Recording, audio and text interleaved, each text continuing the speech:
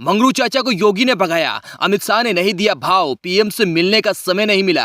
आ गई बड़ी खबर है। मंत्री बनने का सपना हुआ चकनाचूर तो बेटे के कंधे पर सिर रखकर रोए भरपूर। यूपी आते ही योगी के सबसे बड़े दुश्मन से मिलाया हाथ, बीजेपी का छोड़ेंगे साथ। ना कुर्सी मिली ना स्टूल, खड़े खड़े अमित शाह ने लखनऊ का करवा दिया टिकट। संकट आ गई बड़ी विकेट, बीजेपी के कोटे से फिर उड़ने की तैयारी में राजभर। यूपी में कहावत है, पिताजी मरे अंधियारे में, बेटे का नाम पावर हाउस। मुनादी पीट कर बीजेपी में एंट्री लेने गए थे मंगरू चाचा, लेकिन बीजेपी ने मंगरू चाचा की हसरत को मुंगेरी लाल का सपना बनाकर लखनऊ टू दिल्ली दौड़ लगवा दी। उम्मीद थी कि बीजेपी मंत्री पदवा तो ये देगी, लेकिन बीजेपी ये बड़े निष्ठुर निकली। लगता है कि मंगरू चाचा ने जो बात कही थी कि अमित शाह और मोदी को गुजरात नहीं बेच दिया तो एक बाप की औलाद नहीं, उसको सीरियसली ले लिया है बीजेपी ने। दिल्ली टू लखनऊ और लखनऊ टू दिल्ली इतनी दौड़ लगा चुके हैं चाचा कि अब तो उनका फोन तक बीजेपी का कोई बड़ा अधिकारी नहीं उठाना चाहता है, क्योंकि दिल्ली वाले मंत्री बनाना नहीं चाहते और यूपी में योगी आदित्यनाथ उन्हें मंत्री बनने नहीं देंगे, क्योंकि योगी ने भी कसम खा ली है। हम आपको पूरी कहानी समझाते हैं कि मंगरू चाचा इन दिनों सन्नाटे में क्यों जाते जा रहे हैं। मंगरू चाचा ने मंत्री पद पाने के लिए करीब 4 महीने पहले दिल्ली में अमित शाह से मुलाकात की। पेरव्यू पत्र लेकर योगी आदित्यनाथ के पास आए, तब उन्हें भरोसा मिला था कि योगी आदित्यनाथ से बात करके कोई रास्ता बनाया जाएगा। 4 महीने बाद भी रास्ता बनाना तो दूर है, बीजेपी नाम तक नहीं ले रही। बीजेपी ओम प्रकाश राजभर को घास तक नहीं डाल रही।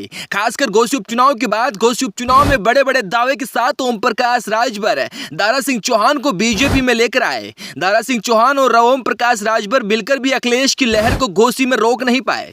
उसके बाद से ही बीजेपी आलाकमान को समझ में आ चुका है कि मंगरू चाचा दगे हुए कारतूस है। मुंह से राफेल बन जाते हैं, लेकिन जमीन पर काम सुतली बम वाला भी नहीं करते हैं। ओम प्रकाश रावत करीब 3 दिन पहले फिर से दिल्ली आए थे।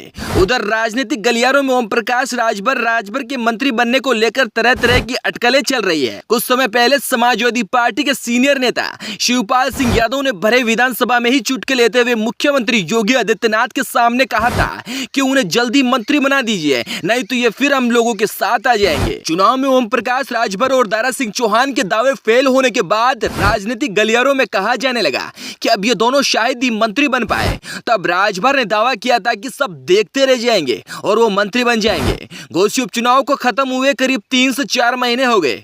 खैर, राजभर का काम ही है दिखाना, हर साल वो कुछ न कुछ दिखाते ही रहते हैं। पिछली बार जब मंगरू चाचा योगी आदित्यनाथ से मिले, तब योगी ने उनसे कोई वायदा नहीं किया कि वो मंत्री बनाए भी जाएंगे या नहीं। विधानसभा सत्र के दौरान भी ओम प्रकाश राजभर कितनी बार अपनी सिफारिश लगवा चुके हैं, लेकिन दाल नहीं गली। जब हताश हो गए मंगरू चाचा, तब योगी के सबसे बड़े दुश्मन मुख्तार अंसारी के परिवार की गोदी में फिर से जाकर बैठ गए। इधर बीजेपी 2 कौड़ी का भाव नहीं दे रही, लेकिन चाचा मऊ के दौरे पर कह रहे हैं कि अब्बास अंसारी हमारी विधायक हैं और अगली बार बीजेपी से हम टिकट दिलवाकर उनको लोकसभा चुनाव में लड़वाएंगे। मुख्तार अंसारी के छोटे बेटे उमर अंसारी की जमानत पर ओम प्रकाश राजभर ने बयान देते हुए ये कहा है कि कोर्ट अपना काम कर रही है। खैर, कुल मिलाकर ओम प्रकाश राजभर ना 3 में है ना 13 में बीजेपी में है, या बीजेपी के बाहर है, ये पता नहीं चल रहा है। अब एक और एग्जांपल समझिए कि ओम प्रकाश राजभर से जब नीतीश के सेक्स एजुकेशन के बयान पर पूछा गया तो उन्होंने कोई जवाब नहीं दिया।